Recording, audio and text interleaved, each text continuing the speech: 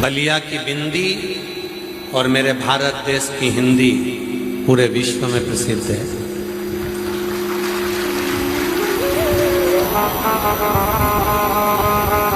बलिया की ही भूमि पर बाबा बलेश्वर महादेव का दिव्य स्थान है। आप लोगों ने राजा बलि की कथा का तो स्मरण किया होगा। राजा बलि की भी भूमि है और महर्षि भृगु की जन्मस्थली भी है बलिया।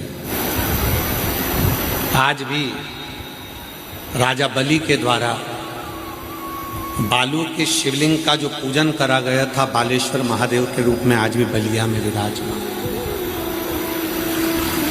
आज भी विराजमान बलिया में विराजमान है, जिसको राजा बलि ने पूजन कर कर अपनी सत्ता को वापस पाया था। वो बलेश्वर महादेव के रूप में आज भी बलिया में विराजमान। बाबा बलेश्वर, छितेश्वर,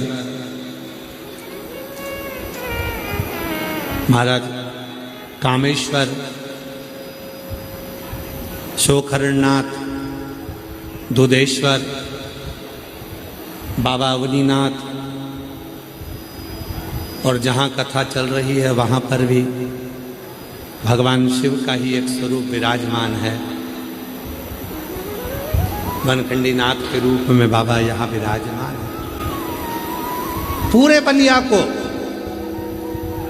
और पूरे बलिया वालों को खुश होना चाहिए कि आप तो ऐसी जगह पर बैठे हो जहां पर मां गंगा भी विराजमान है और देवाधिदेव महादेव भी विराजमान है। स्वयं भगवान शंकर आनंद के साथ विराजित होकर पूरे बलिया को गोदी में रखे हुए हैं।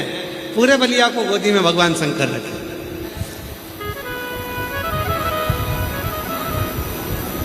अंग्रेजों ने जब गुलाम बनाया तो केवल भारत की भूमि पर एक बलिया ऐसा था जिसको बागी बलिया कहा जाता था, और बलिया के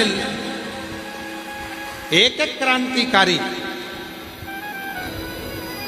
मंगल पांडे जी के साथ में बलिया का एक एक क्रांतिकारी। और देखो कितनी कितनी 1942 की उस दौर को उठाकर देखो तो पूरा देश अंग्रेजों का गुलाम हो चुका था, बंदी में था, पर केवल एक बलिया ऐसा था जिसने कुछ देर के लिए अंग्रेजों को दौड़ा दौड़ा कर भगा भगा कर मारा था और बलिया को मुक्त करा लिया। तो किसी ने पूछा था क्यों ये बलिया, ये बागी बलिया, ये बलिया के लोग इतने प्रबल कैसे हो गए जो अंग्रेजों को खदेड़ कर भगा रहे हैं? तो कहा बलिया वालों में कोई अलग से ऊर्जा है, गंगा का जल पीते हैं और हर हर महादेव कहकर काट काट कर मार कर भगा देते हैं।